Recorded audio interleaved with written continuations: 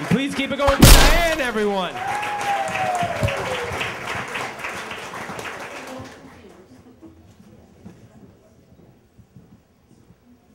There have been a couple times during my life when I've had identity crises, and they've both been caused by invisible, imaginary beings.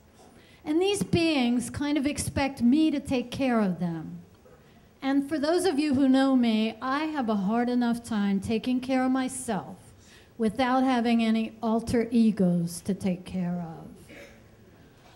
The first time I was only 4 years old, and my sister had just been born, and I did not like her one bit. She was always crying and pooping and taking my mother's attention. So I invented an invisible friend.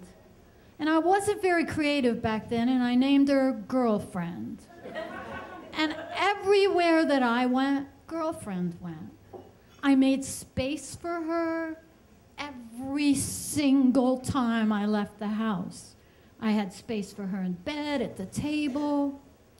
And one of my favorite things, my mother didn't drive, but we would walk on Main Street and go in Woolworths and sit on those cracked round stools, and I would order a cherry Coke.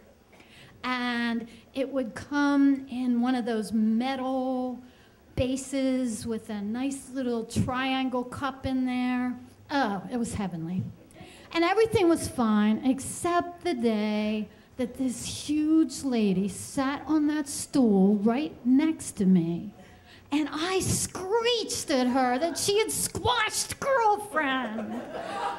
And the lady kind of backed off, and my mother was so embarrassed. She tried to talk me out of Girlfriend a lot. And that went on for 2 years. And then, unfortunately, she got locked in the glove compartment of our 53 Chevy, and I never saw her again. And I missed her, but it was also kind of a relief not to have to take care of her anymore. And the second time happened about 3 months ago, and it's still going on. I have this damn goat that comes in my dreams every single night.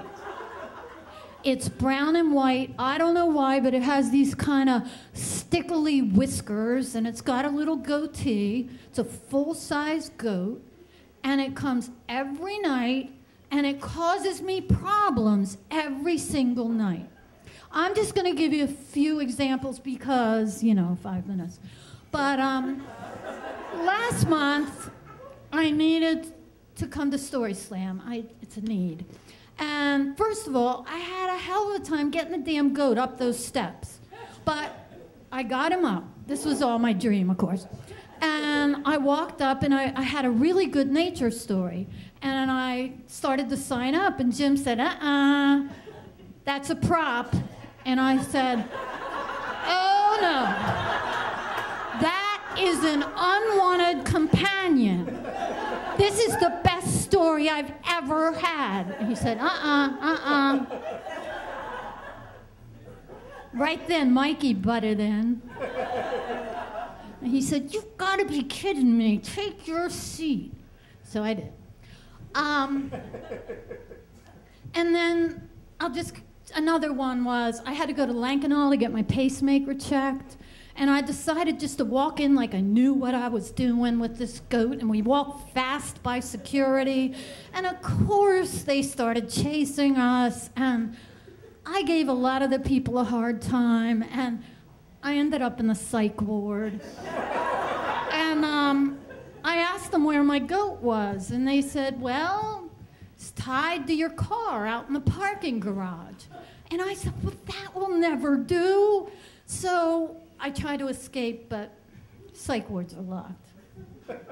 Last night, I love Maggie Moo's. I was going to Maggie Moo's, and people kept making us get in the back of the line. And finally, it's almost closing time, and we get up there. My goat's really pissed off by then. And he starts like breaking down the display cases and going for the cotton candy ice cream. And police came, and there were police reports and fines. But here's the thing. Even when I'm awake and I'm not dreaming, these dreams feel like they're still there and that I should be like taking care of my goat.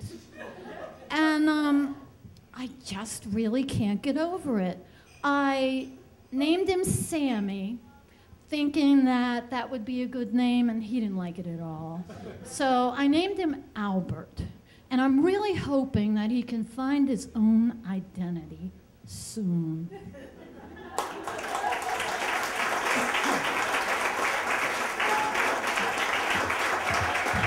Diane, everybody.